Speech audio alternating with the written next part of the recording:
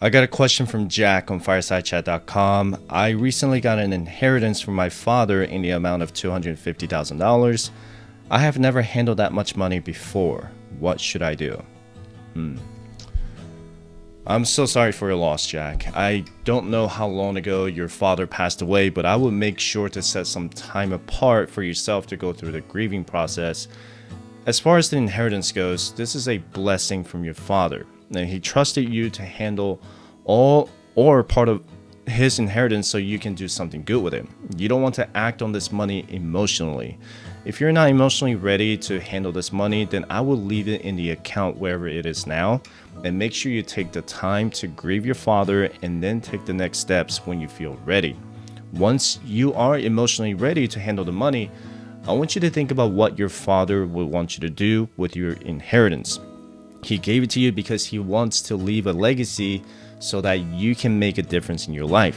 Since you indicated that you have never handled $250,000 before, then this is what I would suggest you do. You have to think of this inheritance this way. You are now the CEO of this money, and you need help with handling the money the correct way. You need a team of experts who can educate and advise you to not a salesperson who tries to sell you investment products.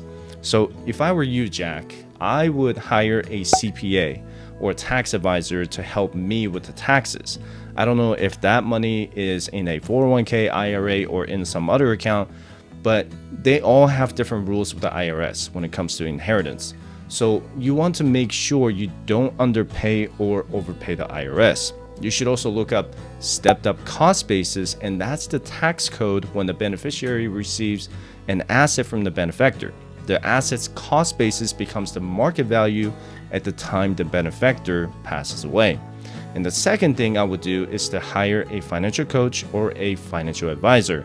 But before you hire that person, make sure you know what your short and long-term goals are with your inheritance. The last thing you want to do is to invest in something you don't understand. If I tell you VT Sax, then you should be able to explain what VT Sax is in about a minute. For example, I'm a financial coach and I can teach you the differences between mutual funds and ETFs, but I am not allowed to give you a specific investment advice like telling you to invest in this mutual fund or that ETF.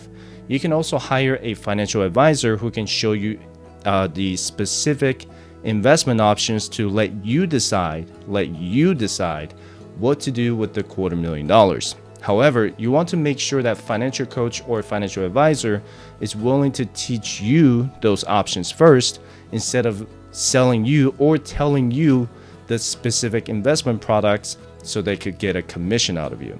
So, Jack, since you've never handled this much money before, I would get with someone who is willing to be your educator and not a salesperson. And lastly, if I were in your shoes, I would set some money aside to honor your father, whatever that may be. I know people who have planted a tree, set up a scholarship fund, or a nonprofit charity to honor the person who have passed away. You can always donate some of that money to the charity that your father was a big advocate for. Now, depending on where you are with your finances, and let's say you have a student loan or credit cards, you can pay them off and then boost your emergency fund. If you're already on step 6 or 7 of the FIRE checklist, which is to max out your Roth IRA, HSA, and employee retirement, then I would max out those retirement accounts and then set more money aside in either cash or taxable brokerage account. This is when your financial advisor should step in and walk you through the steps to invest that large sum of money. You don't have to invest all of that $250,000 into something right away. You can always choose the dollar cost average instead. If you're on step 9 of the FIRE checklist, then I would consider investing into a kid's college savings plan like the 529 or ESA. You also have the option to set up a trust so that inheritance will stay in your family tree forever. Your question didn't say that whether you have kids or not, but you can always set up a trust without having kids and keep the money growing inside your trust. Make sure to find a rock-solid estate attorney in your area who can walk you through this process. This is what I would do if I got $250,000 in my inheritance. Again, this is not a one-size-fits-all answer because my situation is different from yours. First is to invest in financial education. I'm going to take as much time as possible to understand how to invest in the stock market and real estate. I would never invest in something I don't understand. Second is to pay down any debt I may owe with the exception of my mortgage and make sure my emergency fund is fully funded.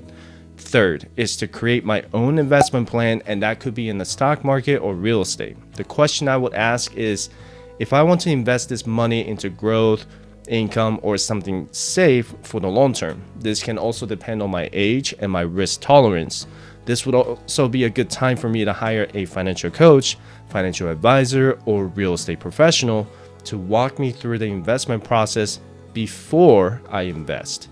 Fourth is to assign a purpose for each dollar of that inheritance. So if I receive $250,000, I would create my own diversification so that each dollar has a meaningful purpose to honor the person who gave me the inheritance. Let me give you an example. I would probably save and invest 50% of the inheritance into stock market or real estate. 10 to 15% can go to a charity that person supported over his or her lifetime. 10% goes to the kids' college savings fund to continue building generational wealth.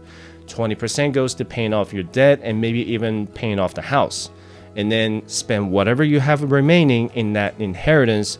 And this is probably the most difficult part emotionally, because inherited wealth could come with feelings of guilt, confusion, and isolation. So I want you to take the time to go through the stages of grief. You will know when the time feels right for you to move on. And the timeline depends on you as an individual and the situation surrounding the person's death.